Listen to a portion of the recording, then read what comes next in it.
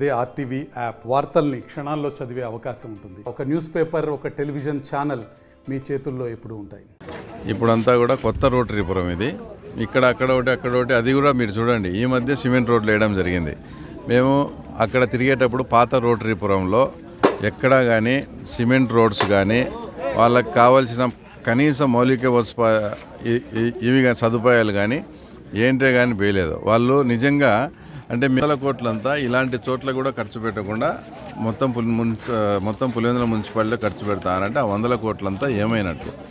ఇంకో రెండోది ప్రధానమైన సమస్య నేను గమనించింది ఏంటంటే, ఎవరైతే వైఎస్ కుటుంబీకుల బంధువుల ఇండ్లు బాగా మెయిన్గా ఉన్నాయో వాళ్ళ ఏరియాకు మాత్రమే పార్నపల్లె వాటర్ వదులుతున్నారు. తర్వాత మిగతా ఏరియాస్కంతా కూడా సాల్ట్ వాటర్ అంతా వస్తుంది.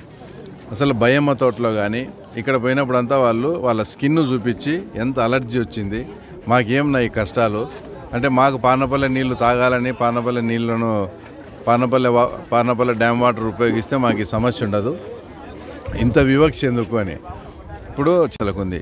కనీసము ఇక్కడ ఉండే అధికారులు ఒక 2-3 రోజులు కష్టపడితే పులివెందులకంతా కూడా పార్నపల్లె వాటర్ ఇవ్వచ్చు. ఎందుకంటే సిబిఆర్ డ్యామ్లో కావాల్సినంత వాటర్ ఉంది, తక్కువ ఉంటే గండికోట నుంచి కొట్టచ్చు.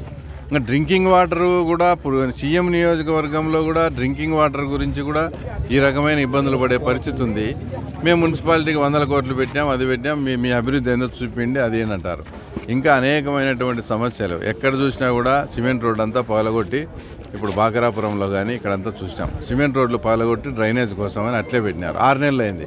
2 వీలర్స్ అంతా ఎన్ని యాక్సిడెంట్స్. మరిన్ని వీడియోస్ కోసం ఛానల్ ని సబ్స్క్రైబ్ చేయండి, లేటెస్ట్ అప్డేట్స్ కోసం వాట్సాప్ ఛానల్ ని ఫాలో చేయండి అండ్ లింక్ డిస్క్రిప్షన్ లో ఉంది.